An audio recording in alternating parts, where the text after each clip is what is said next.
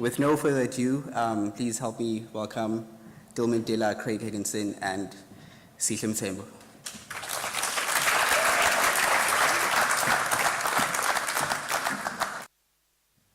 Good evening, ladies and gentlemen. Hello, can you hear me? Okay. I wish when Tiny had sent me an email to come and facilitate this session, she'd put a disclaimer saying how intimidating the stage is as soon as you take it. But I'm a little bit glad that there's all these lights so I can't see all the expectant faces in the crowd. Tonight we have Dilman Dela and Craig, as Sandile has alluded to. And we're just going to start with a little bit of a reading of their latest books before we head into the discussion. So I'm just going to give them a chance to do their thing, and then we can take the conversation from there. Okay, so this is a very short little passage, and it's where the main character, Patricia, remembers the birth of a character who comes back into her world, having been away for quite a long time. It was a wet night like this. She was sitting alone in her chair, staring at the television, when there was a rattle at the front door. She thought it was the wind, but when she went there, she found one of the workers. He said the baby was on its way. She should come. She didn't know where Richard was. He was probably out with the latest stable girl from England, in a pub deep in the hills, sitting by a fire, their knees touching under the table while they talked about England and all the things they missed: the weather, greasy spoons, public transport, unemployment, Margaret Thatcher. The truth was that she gave neither Richard nor England any thought as she put on her coat and left the house. The wind was huge in the bloodwoods, and the rain was soon stinging their faces. But she, flanked by the dogs, followed the man down to the compound, her feet finding their way in the darkness. She had attended many births, mainly horses, cattle, and sheep. She had even been present to some extent at the birth of Rachel. But each time the characters in the story that unfolded between them was different. Every mother was different and went through so many different states that it was impossible by the end to say much about the birth that felt sufficient. It was a good birth, a bad birth. These hardly went anywhere in describing it. What never differed, however, was the contrast between the mother and all those around her. Everyone was helpless, exhausted, apologetic. But the observers always stood on the periphery, while the mother provided the heart of the storm. The mother sat at the place that couldn't be climbed away from, yet every mother at a certain point tried to get out of the bed and get away from the birth, the pain of it. Yet every mother was thrown back down and subjected to the event, which had been painful according to the Bible since the moment Eve had tasted that apple and brought upon humanity God's hideous curse.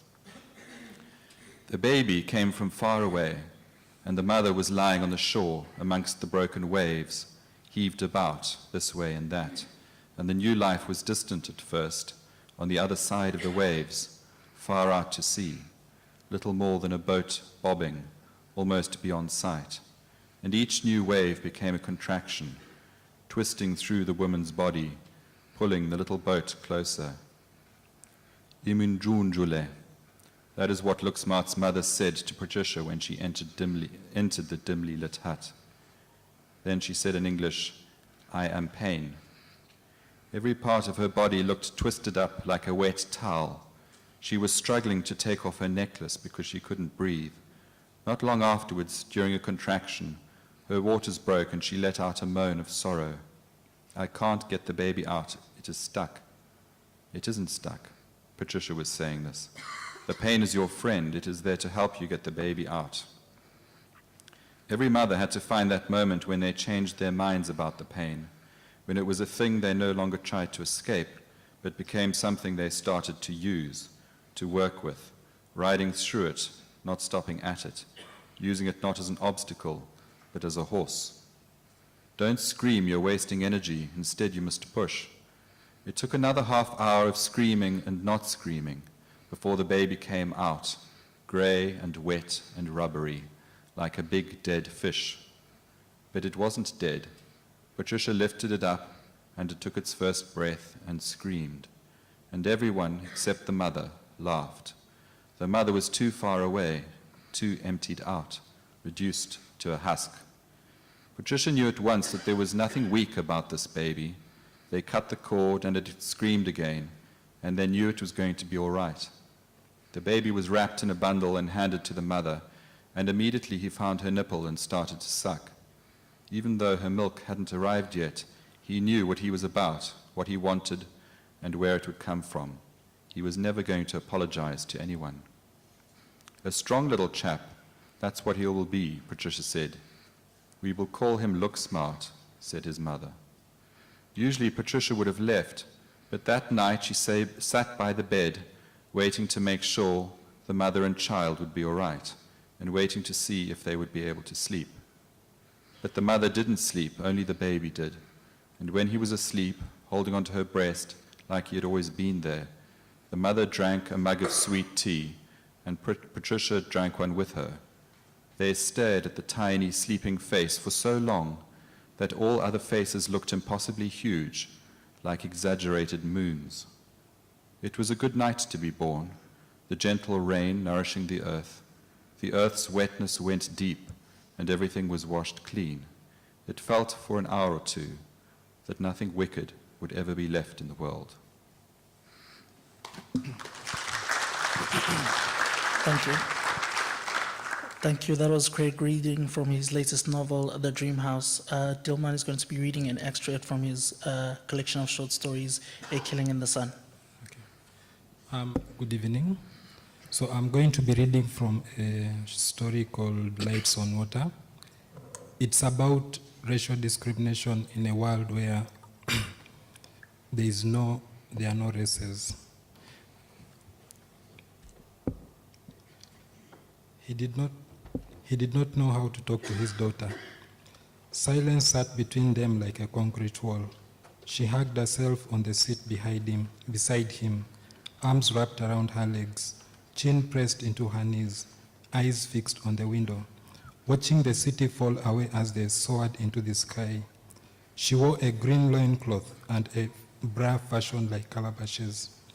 Her hair was braided like spikes, twinkling with green and yellow beads, her skin glowing in the soft lights of sunrise. Her skin glowing in the soft lights of sunrise gave off a faint smell. She needed color ointment to hide her tawny brown hue with a sooty shade. But now that she had started to menstruate, she used oil lotion to keep clean. The mixture created an awful stench. He could not open the air vents while in flight. He had to endure the odor, just as he had endured her tantrums, her accusations that he was not her father. He did not know why she agreed to accompany him on this trip. Did she also believe it would heal their relationship?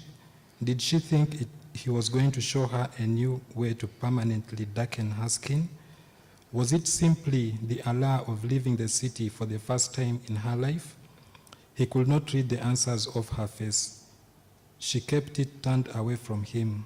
He thought she was watching the wings of the bruca. She used to enjoy it as a child, swaying her arms to imitate the flapping.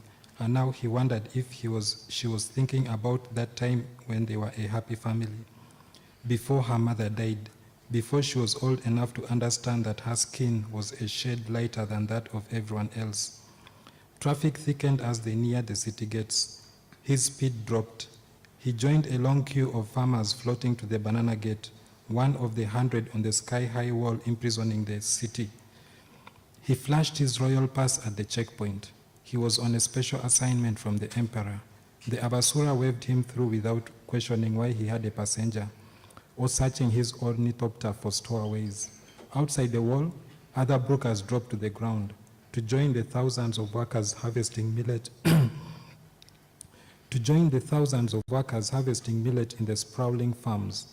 His was the only aircraft heading for the wilderness. On 3 occasions, the Abasura stopped him, but they let him go without a fuss on seeing his royal pass. As they flew over the wild, he prepared for the patrols. The previous week, he had witnessed them vaporizing a man who tried to escape from the city. He turned on the Vidisimu and sent a broadcast of his royal pass. They picked it up at once. Though he could not see them, they hit his broker with a blue light, signaling him to stop. He pulled the wing lever to halt the flapping. and then stepped on the fly brake. The ornithopter hovered just below the clouds. An officer's face appeared on the vidissimo. Afande Moti, so fat he did not have a neck. How did you sleep, Songo? I slept very well, Afande. Have you eaten breakfast? I'm full, the officer said through his teeth. Who is she? Kimi, my daughter. She is my model today. Songo held his breath. Songo held his breath. His royal pass allowed him to take models out of the city, but while the emperor wanted him to paint a demon in a river, there had been no mention of a human in the picture. If Moti checked with the palace, they might ask him to explain his decision to take a model. He hoped the ambiguity of the assignment would save him, but it could also send him back to jail. Maybe this time they would execute him. Fly safe, Moti said. Watch the skies. There will be a storm later. Asante Afande, Songo said. The vidissimo went off. The blue light vanished. Songo's chest relaxed with a sigh.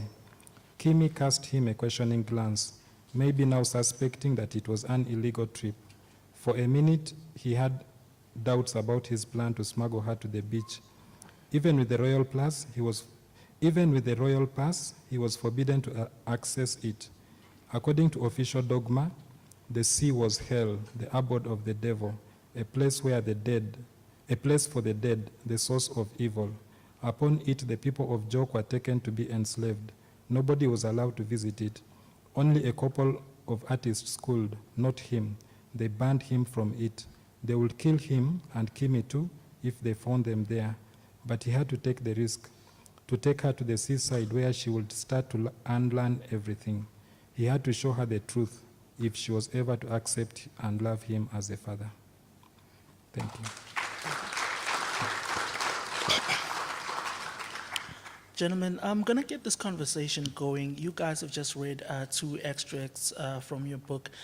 I'm very interested in the process of selection. For festivals like these, I mean, you guys have a wide body of work, and when you're coming to actually deliver a reading, I mean, the process of writing itself is solitary. You're in your room, and you're writing alone.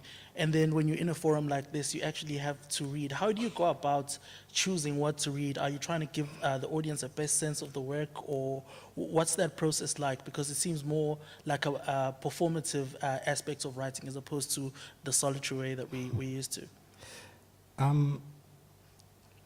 Normally, I choose on the spot. Like sometimes I just go on stage and open a page at random, and that's it. But I picked this particular story because of it. I'm in South Africa, and this is a story about racial discrimination. Yeah. But it's racial discrimination of a special kind. It's not between black and white. It's in a community where everybody has the same shade of skin color.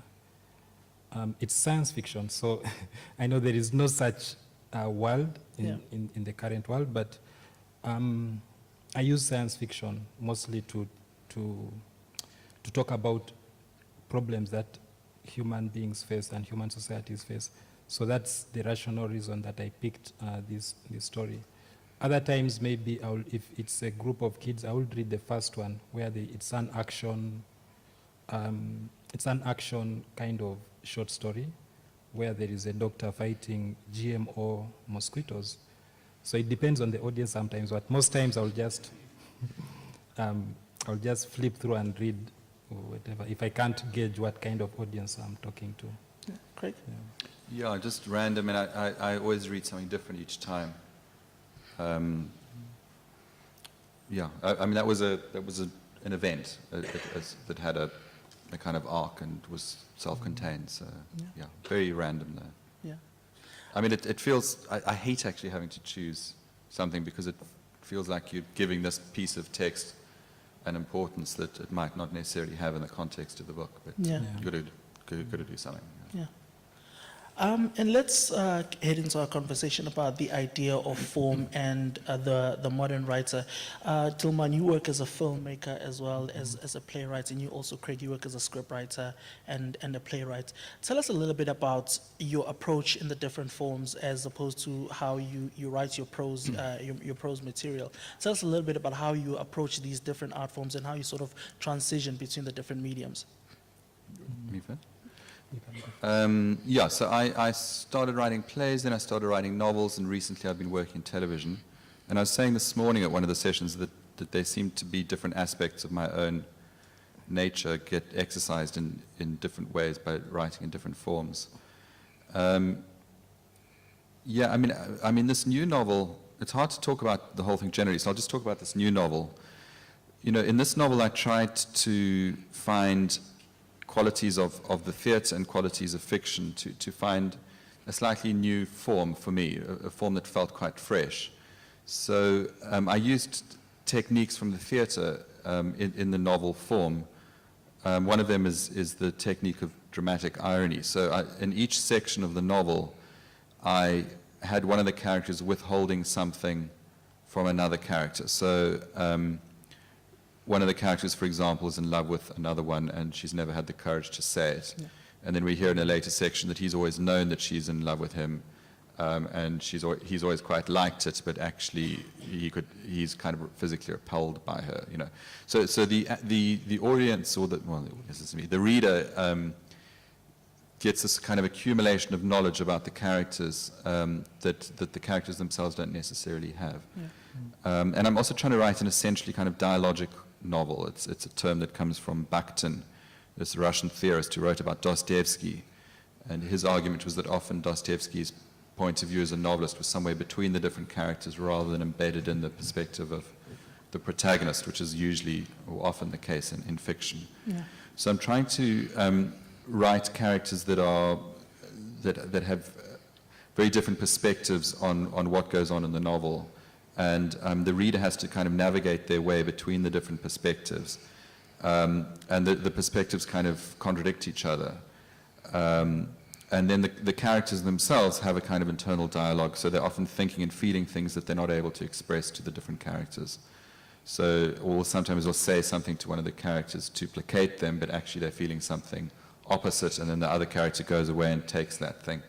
So it sounds quite technical, but in effect the novel is written kind of like a thriller. There was this dramatic event, and the novel is about exploring what actually happened, and you get different versions of the event. And in the end, you realize that there are certain things that happen that can be verified, but our interpretation of those events and what we do with them and how we choose to kind of live after they've happened are things that are very complicated. And so the novel's really trying to be about this place that we're in South Africa, which is an in-between space. It felt to me that there's a lot of fiction where there are these kind of allegories of apocalypse and doom, or there are these fictions where we kind of get a too easy redemption. And I think it's too early to condemn, and I think it's too early to redeem. I think we're all still in process. So the landscape that the novel's situated in, I'll shut up now, is a kind of landscape in transition where this farm is being turned into a gated community, where the farmhouse is being repeated throughout the valley. And it sort of looks like a war zone. And the houses, the new houses kind of look like ruins, but they also look like things that are growing out of the earth. And there's sort of crops of weeds with yellow butterflies. So there's a sense of decay and renewal happening at the same time. And I think that's very much the landscape we're in right now. Yeah. I think I started writing prose mostly, and I'm more comfortable writing prose. So for a long time, I started writing at the age of 15, and that was about 1993. So until 2006, I was mostly concentrating on writing prose. Yeah. But at that time, I realized I'm never going to make money or to make a living out of writing prose. And I saw that I could actually earn a living from making films. So that's really how I approach the two different forms. When I'm writing for film, I'm thinking of money, and I'm thinking of yeah, point blank, you know. So it affects my the choices I make, Yeah. really. Because like the story I read from, it's set in a future like 10,000 years from now. And there are all these kinds of ornithopters, which are basically flying machines that imitate birds with wings, not the planes we know of. And there are cities which, skyscrapers that, touch the sky. So if this was a film, it would cost a lot in terms of CGI. So I could never think, I wouldn't even think of writing that as a film. So when I'm writing the film, I think in terms of the resources we have, because I work in an industry, it's a very small industry. It's still new, and it's very difficult to make actual money out of it. You can only make enough to, push you to the next month or push you to the next year. So I always have that in mind, because I produce my films and I direct them. Yeah. So when writing it, I'm already thinking of the whole process, and it limits me. It limits a lot in terms of, but sometimes it forces me to be maybe original. I don't like using that word, but I'll give an example. The feature film I made, it's about like, it's a fairy tale comedy kind of. It's like Beauty and the Beast, but this time the Beast was a woman, and she kidnaps a man. So like 2 months before shooting, I was talking with the makeup artist, and the ideas was giving me, I saw it's not going to work, because we just did not have the resources to make a credible beast. So at some point I decided, okay, we have to drop this whole beast thing, and we make it a smell, because with smell you don't need makeup. Yeah. So it's the other actors will be reacting to the smell of the woman. And it kind of worked nicely, because people are like, this is a new way of looking at that story. It's not just a monster, it's a smell, and it's something that millions of women, not millions, but many women suffer. Women who have, there's a sickness called, not candida, okay, I forget it, but fistula, yeah. Women who suffer from fistula, they get chased out of their homes, they become outcasts, because they pass urine and stool uncontrollably.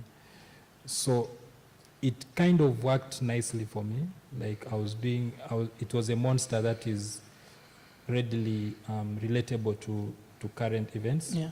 We don't have the monsters as they were, in the 100 years ago. So that's how film, controls my thinking process in what. But radio plays, I've written only one radio play, and it's also, there's as much freedom I have as when I'm writing prose, because there I also don't have to think about the resources of making the story happen. I mean, one tries to, just quickly to add to that, I mean, one tries to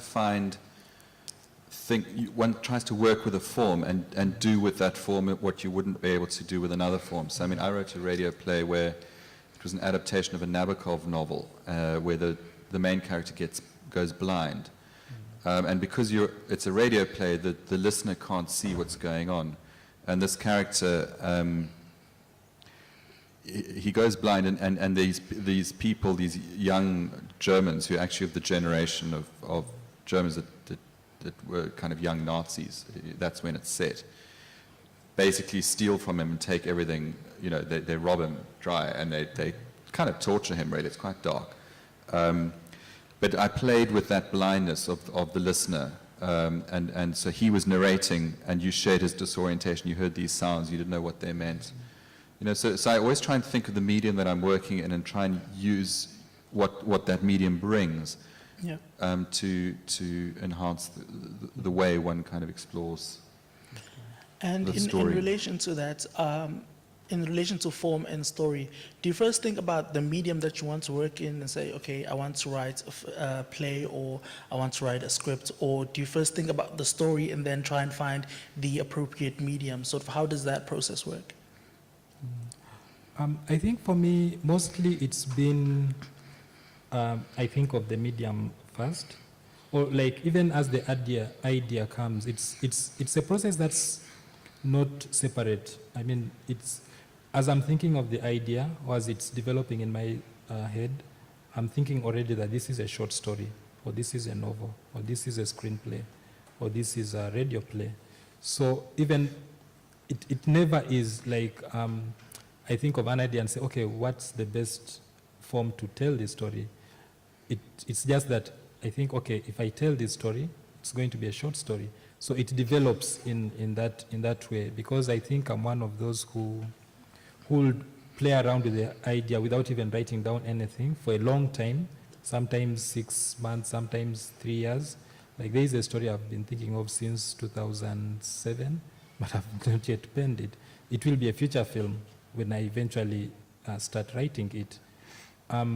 So it's at the formation process. There is that already merging thing. There's only one story which has crossed forms, but I've not yet made it. It's not yet like available to the public. But I thought of it as a radio play. Actually, like I came here in 2008 for the film festival. So there is a restaurant we went down in the beach. It's called Something Fishy. And when I was going to the toilet, I saw a sign saying toilets are for something fishy. And I thought, wow, this is a nice title. So I thought of it as a radio play throughout, or a stage play. Radio and stage are always interchangeable. And then eventually I wrote the play, and it got longlisted for the BBC award. But then after that, somebody was interested in it, and he said, we can't produce it on stage. I mean, it will have a bigger impact if it's a screenplay.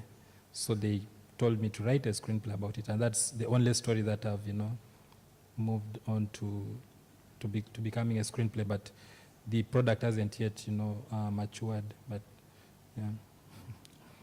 Yeah, I mean, my novels and plays are kind of organically evolve out of each other, and I mean, this novel actually has its roots in a play called Dream of the Dog, which was just one scene, and the scene described in the play was mentioned in a few lines in an early novel of mine called The Hill. So I wrote a novel called The Hill where there's this dog attack, and then I wrote a play about that, and now I've written, so they sort of, they feed off each other, and but yeah, I mean, you usually know quite early on if what form will be most appropriate to that particular thing that you're trying to do. I mean, the television I work in, just to add, is E.C. Bayer and a new TV series called Gold Diggers. So I do that for money. That's my day job. And but I've found that it's beginning to affect my fiction writing in all sorts of unexpected ways. I thought I would keep them separate, but there's certain things. And in fact, there's a woman in here whose father is an Nyanga and a priest, and he's based on a chap that I met up in Msinga Top when we were doing research for Isibaya. I went and spent an afternoon with this Nyanga who told me about how he lured water tokroshas out of the river and killed them, and what his technique was, and he was a priest on Sundays, and he was in a Nyanga during the week, and he healed through water. He used water in both, he was a really amazing guy. He's not someone I ever would have made up, and then that's found its way into the novel because we never used it for Isibaya, you know what I mean? And so, yeah, I mean, I think these things flow into each other, but when you find an idea, you've got to find the best form for it to express it best, and so you've got to choose. There's a play, a film, a novel, and then within that, there's a whole lot of choices as well. I mean, is it a science fiction? And how are you going to use that genre? How are you going to work against that genre? What other genres are you borrowing from? This works with certain tropes, the thriller, the farm novel, there's certain kinds of things, but it's I hope, re-examining them entirely. So, the traditional South African farm novel is usually written by white men, but there are women, like the story of an African farmer, and there's usually a patriarch who's a very good farmer, and he has a very successful, large farm, and he's got lots of children, and they're all connected to the land, and they're surrounded by loyal servants, and they talk about the weather a lot, and and there's a sense of tradition and handing down the generations, and this kind of nostalgia, this kind of need to connect with landscape and so on. And so in this novel, he's a really bad farmer, and it's a sort of completely unsuccessful farm, and he tried to farm chickens that he was hopeless at, and then, she farmed Welsh ponies, and in fact, she was more successful than he was. And the servants are deeply ambiguous about them, and the servants have equal status, so there's many characters who are, kind of farm workers as there are farm owners kind of thing. There are no children, their children have died. So all those things that are in the farm novel, I kind of shifted, and in fact it's not set on a farm, it's no longer a farm. The farm has kind of been deconstructed. All the buildings have been knocked down, and the old farmer who's kind of got early dementia spends the novel looking for the animals, and he goes out into the mist, and he keeps coming across the half-built houses thinking he's got back to his house, but it's half-built, and in one of the houses there's a fire where his wife should be sitting, and another house there's a donkey where his bed should be, and another, he comes to a slab of cement and he tries to build a little house for him from some bricks that are lying around. He's sort of trying to find his house, find the farmhouse, which is being reproduced. So it's kind of, looking ironically at forms within forms and tropes within genres. So it's not just about the choice of, is it a novel or is it a play? It's also when you make that choice, how are you then using these forms and working with them or working against them? And you as a writer, do you find, what are sort of the different challenges that each form brings for you as a writer? I think for me, each time you start writing something new, I was saying this morning, it does feel like you're having to learn how to do it all over again, because the solutions that help the previous thing don't necessarily help the next one. I don't know if you want to really comment on that, because I feel like I talked about this morning. Okay. Yeah. I find the challenges are really, I find screenplays and radio plays really easy, and I find prose incredibly difficult, because with prose, it's a life of its own. It's the whole thing is what? It's its own life, Like you write a short story, and it can live alone. It can live as a short story without anything else on it. But okay, with a screenplay, you write a screenplay, it can't live alone on paper. It has to get life through actors, through cinematographers, sound designers, the director and the productions, and then it's a whole monster, that has to feed it in order for it to come alive. So I find screenplays really easy without a big challenge, in that it's really visual. It's not that I have to think of only the dialogue, but like if I'm writing about here, it's just 3 people sitting in front of a stage, and I say there's a scattering of people on the crowd. I don't have to explain to make the reader feel how nervous the 3 people on stage are, or how, the bored the other people are. That will be the work of the directors and the actors to bring that out. So I just say 3 people on stage, and there's other people there, and this is what the scene is about.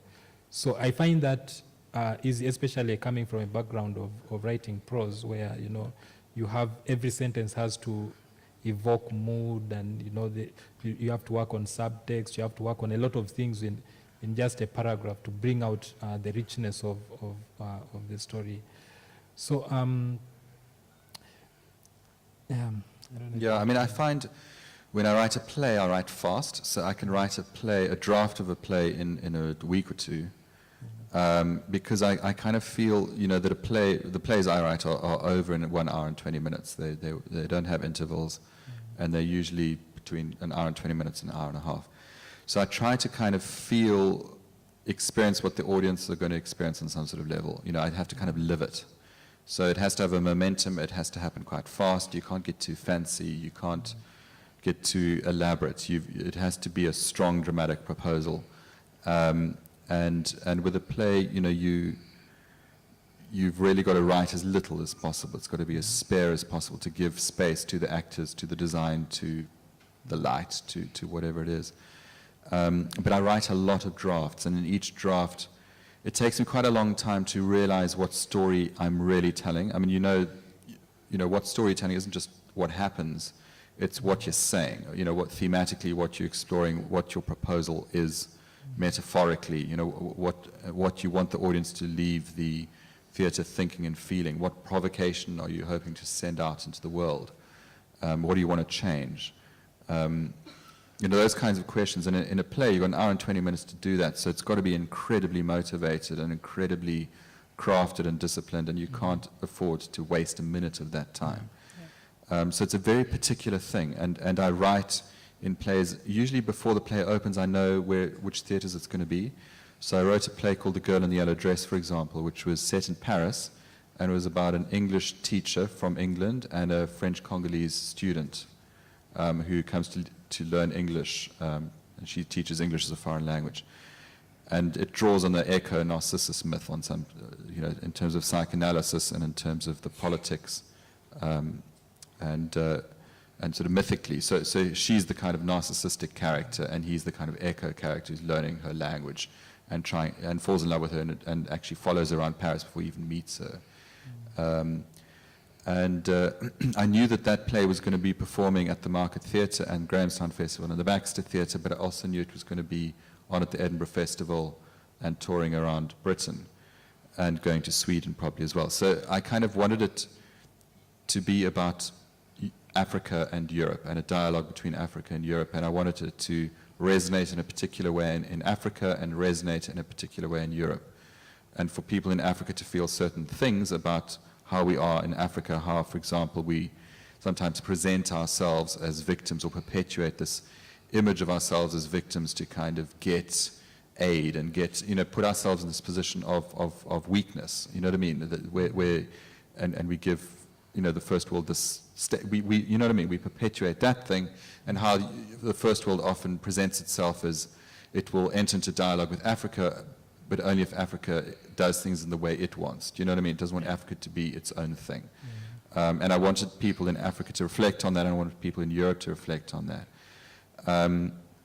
You know, so I wrote that play with a very specific agenda, and we had an English actress playing the English person, and we had a black siphon guy playing the black character, and we had a designer from England and a director from South.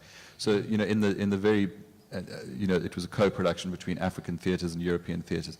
So it was a dialogue, and it was a collaboration between two different spaces, and it was in the very fabric of the play and the meaning of the play, and so it was in the production.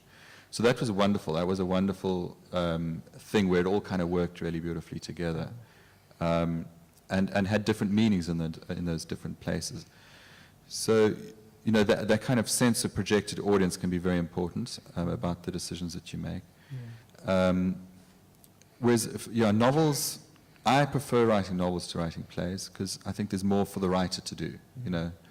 When I direct plays, because I've also directed quite a lot, I like to do things with, you know, a company of actors and very physical, and I have puppets and shadow puppets and circus, you know, elements with ropes and dancers, and, you know, I like to, if I'm directing, I want to kind of use all those things that are at a director's disposal, whereas if I'm writing, I like to use all the things at the writer's disposal. In a novel, there's more for you to do. You're the lighting designer, you know, you're the actors, you're the weatherman, you know, you can do it all, you know. So I love that. I love that involvement in a world. Whereas theatre, you know, it's a play I do it fast, and then I leave gaps in between, and then I do it again, and I visit the play. Whereas the novel, I inhabit the novel, and I live it. I live with it for a year or two. A play I write fast with gaps in between, and I'm writing for a group of actors. I'm writing for an audience. I'm not as, and I'm not as embedded in the characters. I'm much more staging this dramatic event, this argument. Yeah. And maybe just to add, like when I'm writing screenplays, you know, like he's saying, you know, you write fast and you're writing for actors, and you also are bound by time, because so when I'm writing screenplays, there is a certain set of rules that you have to follow, and you have to follow them strictly. Because if you're writing a feature film, say 90 minutes, so your screenplay has to be 90 pages. If it goes, you know, maybe 85 or 95, but it has to be in that range. So you're bound by all these rules. And also, when I'm writing screenplays, there's what they call the 3-act structure, which I try to follow, you know, rigidly. And, you know, okay, maybe 25%, the first 25% of the screenplay has to be the setup, and then the next 50% is the confrontation bit, or the middle part, and the ending is the last 25%. So I try to be as rigid as possible on that, and sometimes there are all these things called plot points, you know, moving from one act to the next act. And it's even more stringent when you're writing for TV, because the TVs will tell you we want commercial breaks every 8 minutes. And so you have to, you know, you need a cliffhanger at the end of the 8th minute. So it becomes, it's like you're writing in a factory where you press this button to get this product. But it doesn't mean it's not creative. It's actually more like a challenge. So after all that rigorous, you know, mental work and all that mental factory, when I go to prose, it sometimes feels easy, and, you know, you're relaxed, and you can say I'm writing a short story, but you don't limit yourself in terms of structure, in terms of how many pages it has to be. Sometimes they will give you a word count, like in magazines or what, they'll tell you, okay, we want a 3,000 word story, but they're always not very strict. They'll say between 3,000 and 6,000 or under 10,000 words. So there is that freedom that comes with writing prose. Yeah. And Dilman, I wanted to ask you a little bit about tone.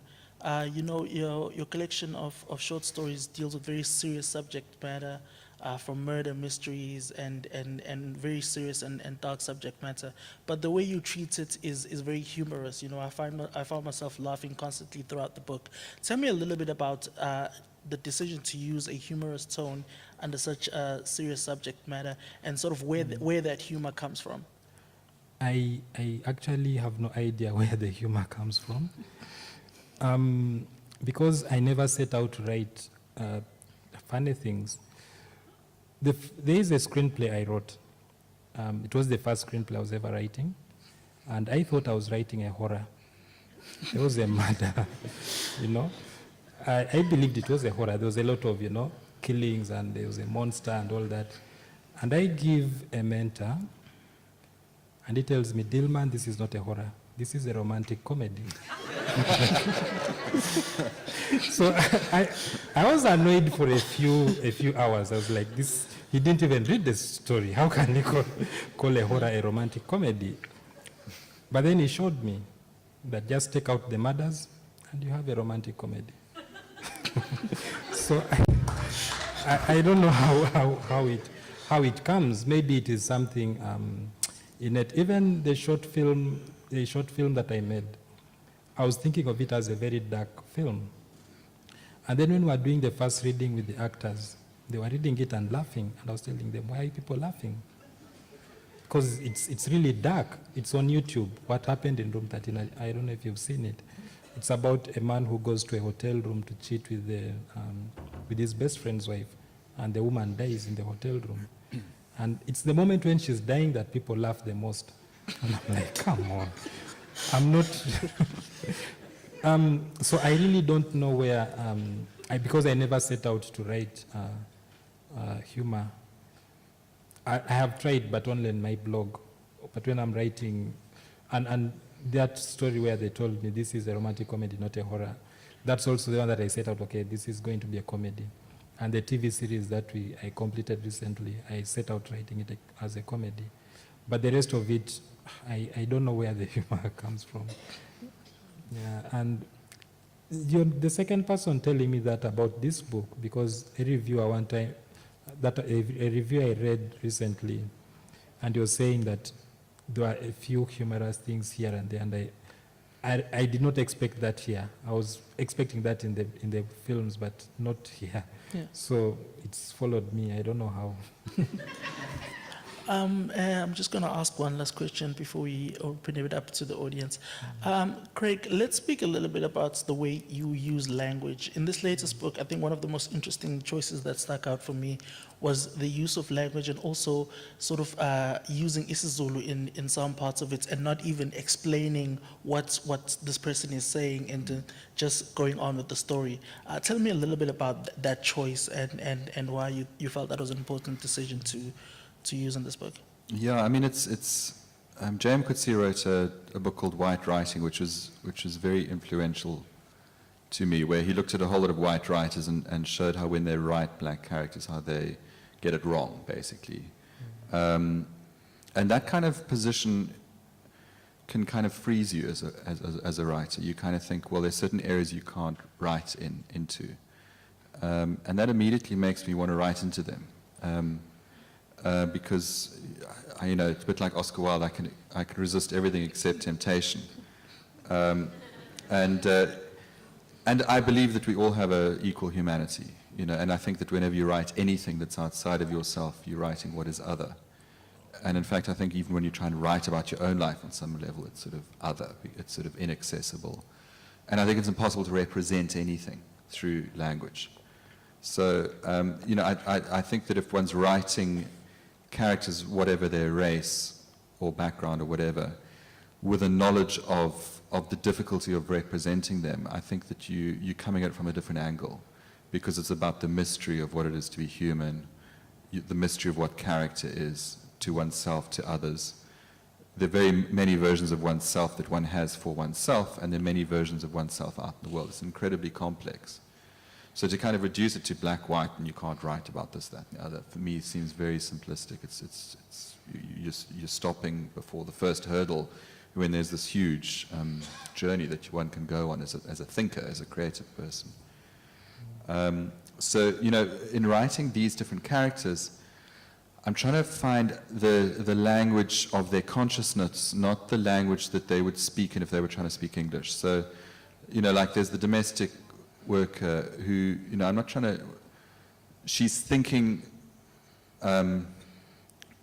Shakespeare does this, all his characters are equally articulate, no matter what their educational background is. And I wanted my characters to be equally discerning, equally aware, equally questioning, equally doubtful, equally full of the same longing, different kinds of longing, but to each feel these things and have these things, because that's, I think, what everyone in this audience experiences as a human being. So I was trying to find a language that was writing under voice, into consciousness, with the rhythms and with vocabulary, and with perceptions, and with limits that are connected to who they are in the world and what their background is. So that was a particular kind of experiment. And the other one, the Zulu thing, like when you read Cormac McCarthy, for example, I don't know if anyone has. I don't speak any Spanish, but if you read a few Cormac McCarthy novels back to back, you kind of feel by the end that you speak Spanish. You kind of feel like you can understand Spanish, because you understand who the characters are, what the situation is, what this one wants, what that one wants. And even if you don't understand those particular words, you kind of know the intention, you know where they're coming from, you know what's at stake. And so you kind of look at the words, you find your way into some of the words. I know a bit of French and stuff, so I could pick up bits of the Spanish. And so, the Zulu is there. I spoke to Andrea, my publisher's in the audience tonight. So, she was saying, do we provide a glossary of the Zulu? And I felt very strongly I didn't want to do that. I felt that the people who knew the Zulu, and it's quite a deep Zulu, it's not Sawubona, Yebo, it's or Aish, it's that thing that white people always write when they're writing black characters. Asian, Mfuwetu, and, you know, they put these little tags that are meant to kind of create a sense of authenticity, and all they do is they create the opposite effect of inauthenticity. You know, you just see a white guy trying to black himself up in the dialogue, do you know what I mean? And it just doesn't work at all. So I wanted it to be quite deep, elaborate Zulu, that those who knew the Zulu could access and those who didn't couldn't, and that's part of the meaning of the book. You know, that there are certain areas that we can't enter into if we're coming from a certain angle, and there's certain areas that we can enter into if we're coming from a different angle. So it's a political decision, and it's to do. The novel is written very much spatially. I mean, although it's got a strong narrative drive and a sense of like what actually happened, it's quite fragmented. There's a lot of white space. There's a lot of space around the text. And the reader has to work stuff out for themselves, because I'm not embedded in any of these characters. You know, I'm not closer to anyone. I'm close to all of them, no matter who they are or what they've done. And some of them, a couple of them, done terrible things. And I'm there just trying to kind of give space to their consciousness. That's all I'm really trying to do. And the reader has to work out what they think and feel about all of this. And I think hopefully they change their minds and shift their allegiances during the course of the novel, because the circumstances or the information changes. And that's what life is. You know, I try to do this thing. This is my last point. One of my favorite movies is Ingmar Bergman's film Fanny and Alexander. It's a very long film. I don't know if anyone's seen it, but I love it. And what I love about it, one of the things I love about it, is that each time you see the characters, they're different.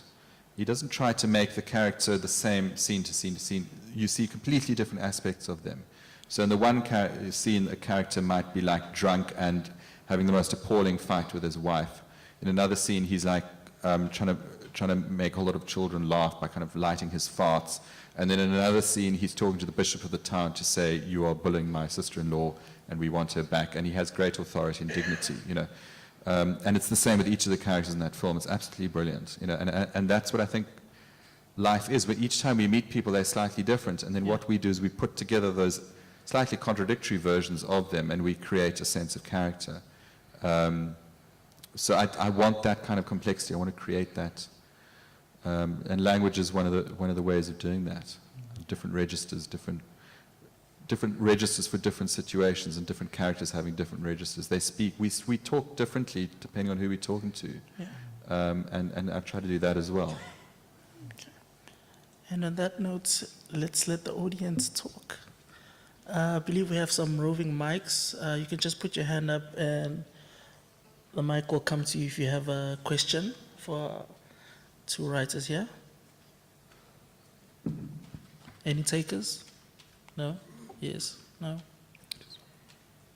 There's the lady with the mic over there.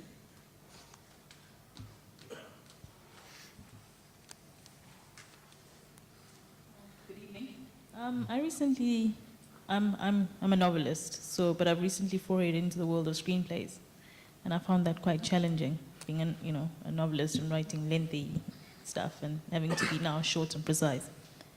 I understand, Craig, that you actually adapted a play into a novel. Now, how did that work?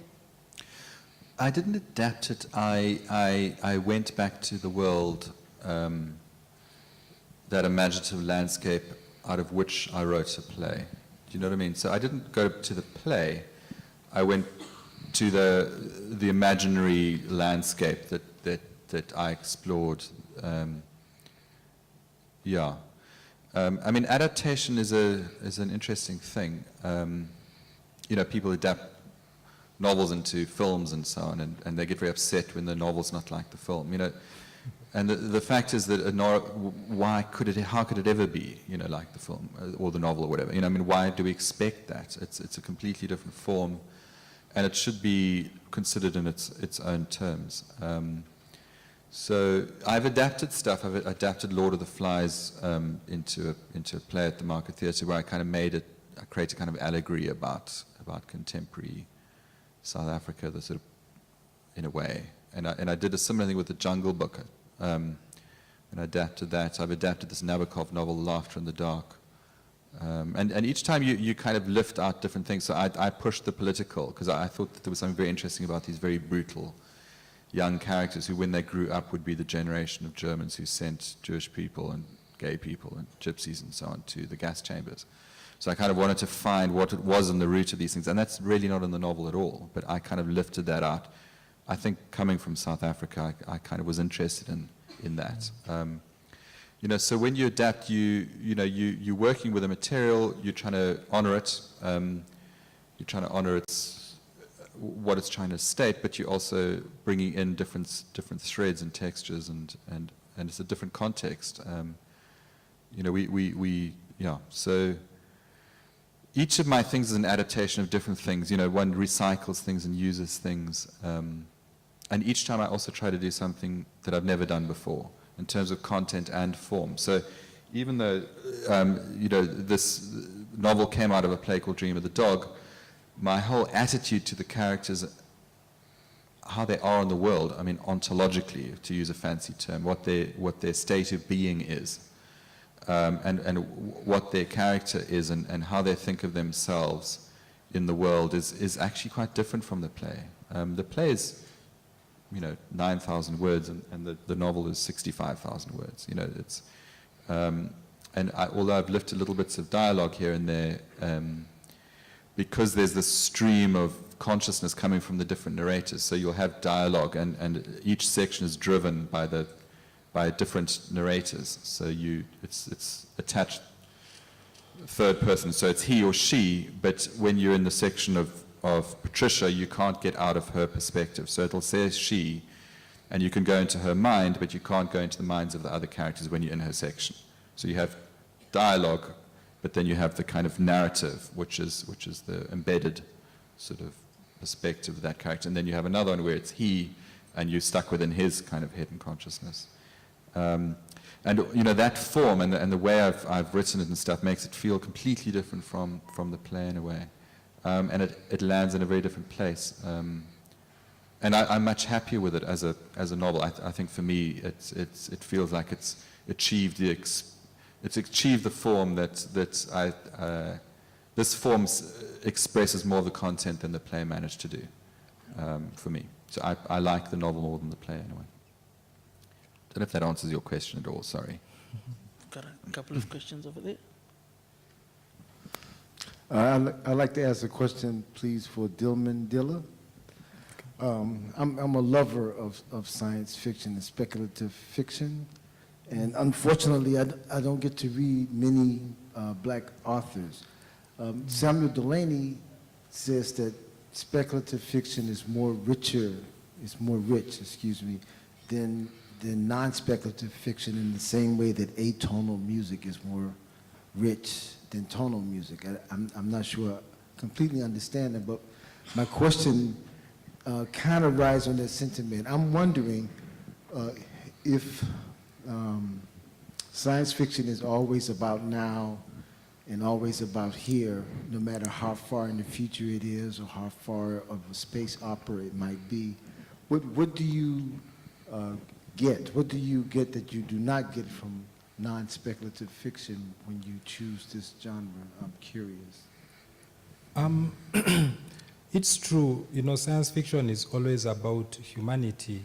So even a film like Star Wars or Lord of the Rings, they're all about, you know, humanity, and the writers write them from the experiences they have gone through. And like Lord of the Rings, Tolkien was writing at a time when there was Hitler and there was the war in Europe, and you can draw, you know, references between the bad guy, I think it was Sauron or Saruman, and Hitler, and you know, the dark forces rising to take over the world. So the thing with placing it in science fiction or in speculative fiction, it enriches your understanding of human life, or of human societies. Like the story I read from, there is nowhere in the world where you'll find a race or a place where the people have the same shade of skin color. Like even in Africa, Africans, even within the Zulu, let me say, there are people, the shades of skin are different. You'll find some are darker than the others. You'll never find a uniform skin shade. So by imagining a world where everybody has the same shade of black, or the same shade of red, or the same shade of green, and yet there is still racial discrimination in that kind of world, it tries to project how we human beings are. Like, we will always find something to differentiate ourselves from other people. There is another story I wrote also where discrimination is not based on skin color, but on the shape of the ears. There are those with big ears and there are those with small ears. So that is really how, that is the tool that science fiction, gives us. And it just enables you to step outside the realms of reality and try to look at the heart of the human being with a new set of eyes, if I could say it like that. Yeah. But also, like, maybe to add what Delany said, how rich speculative fiction is. I think all human stories ever told were at first speculative in nature. If you look, anyway, from what I know of the folk tales, all folk tales are speculative fiction, and those are the stories that we know have survived for thousands, maybe even hundreds of thousands of years up to now. It's only of recent that people, they have this thing they want to call real fiction. I don't know how to call it, but literary fiction, which is not, where they discard the fantasy and they discard the magical elements of life. And I think this started with in the 1800s with the technological revolution in Europe and with the advances of science. But before that, putting magic in a story, it was something, it wasn't frowned upon, or it wasn't questioned. Or they wouldn't tell you, a genie? What is a genie? You'll talk of a genie and everyone will believe that there are genies there. But the last 100 years, that's where people have, it's been bad for humanity, because we are losing, yeah.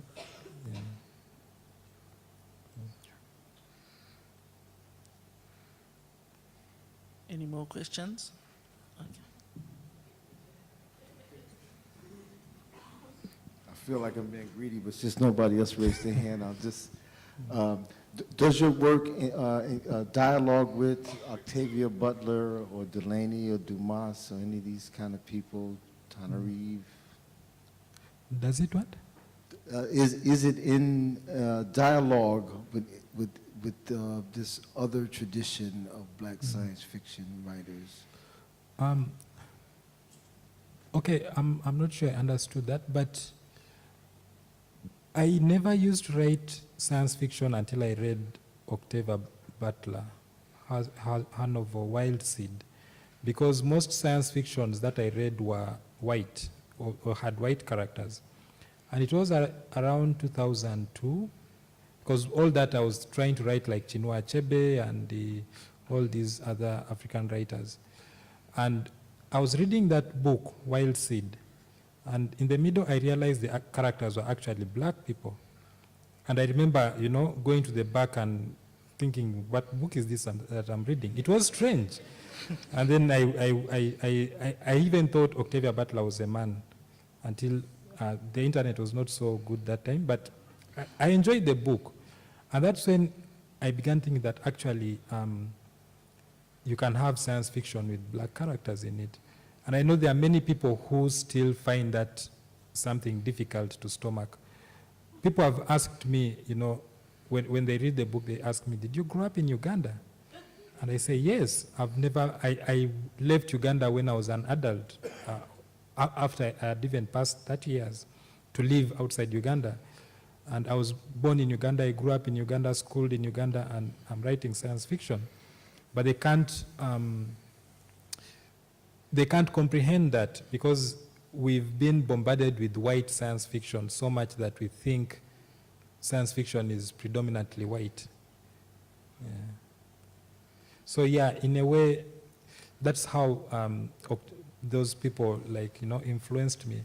And after I discovered Octavia Butler, I discovered Amos Tutola, the Nigerian, and then Benokri, and then I went to the Delanis, and the recent ones, Okorafor and the Sophia Somata.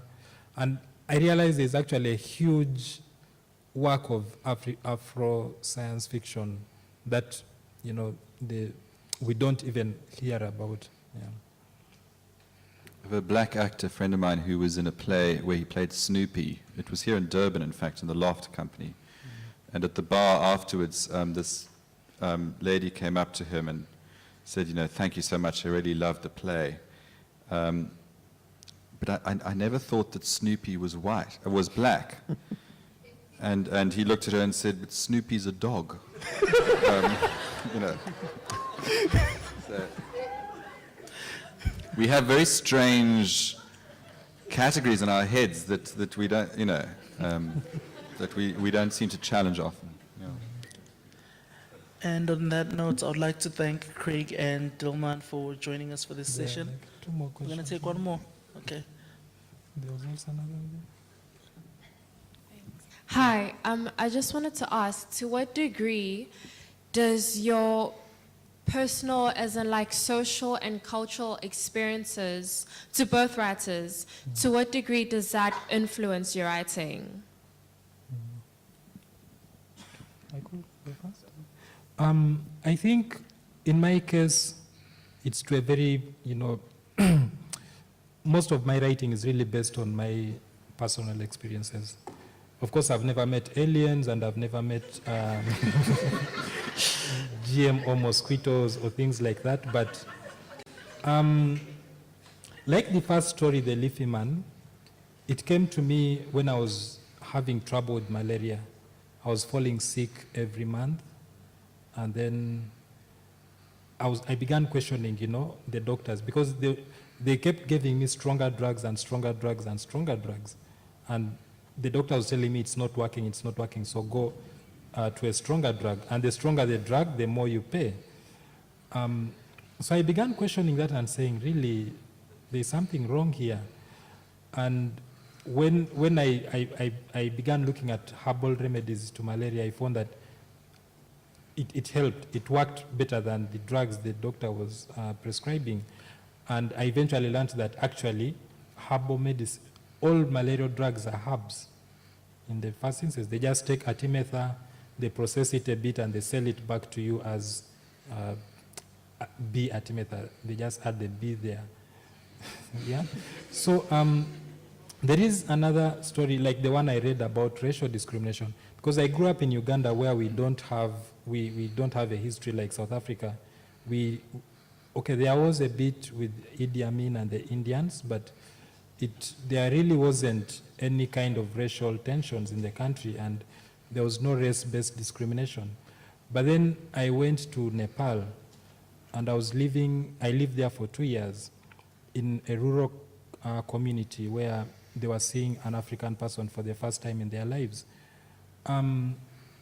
Hinduism, I rationalized it saying that these people are not racist, but it's just they grew up as Hindus. And in Hinduism, black is the color of evil. So even in their festivals, they paint certain people black to play demons. And so here I was, a black person. Yeah, I got called a lot of things. I got called dog, they called me night, they called me ghost. One time a woman was scaring her child, like with me, he's going to eat you, he's going to eat you. And then so I lived with that for like 2 years, and then I came back, and writing these stories was like a form of therapy. So I said, okay, if there was a world where there is no, we don't have races, what would humanity be? And I thought, okay, there will always be some kind of discrimination. Yeah, right now it's based on skin color, but there will always be there. I mean, the passage I read out earlier, that character is a woman in her late 60s. She's in a wheelchair. She's kind of obesely fat. And she's watching a woman giving birth. you know, I've never given birth. Do you know what I mean? So you know, one's writing about stuff that that you might have experienced a bit or observed, and obviously things are colored by your own experience.